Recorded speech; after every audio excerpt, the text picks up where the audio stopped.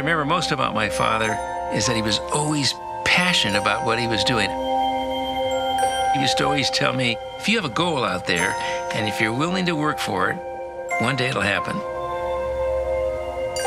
It was his curiosity to try to understand how nature worked, how science worked.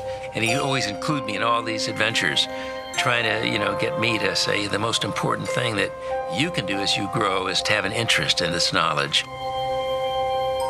He loved to talk about his experiences in China, where one of his earliest observations were that the people who lived in the agricultural areas had embraced different types of eating habits.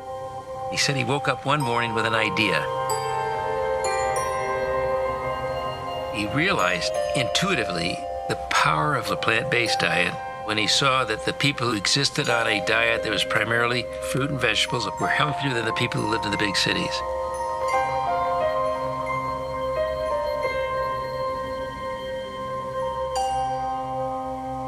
Theorized there must be hundreds, maybe thousands of important factors in a plant-based diet that were important in human nutrition. And he began to conceive of a supplement that you could make from plants that you could add back to the human diet. And then he came back to the United States in 1927, and 7 years later introduced NUTRILITE into the marketplace.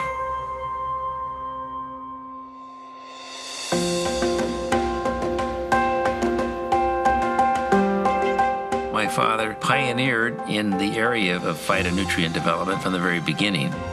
He was always working on experiments, trying to figure out ways to share it with other people. I think it was born out of his desire to help people. He did these simple little experiments with plant materials, and he saw these colors showing up in a chromatographic column.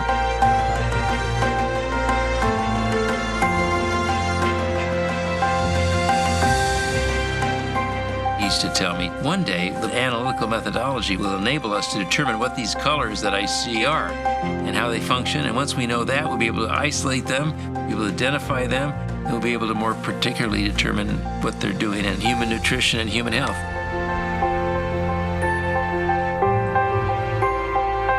I think we've come a long way in discovering what nature holds, but we have a long way to go.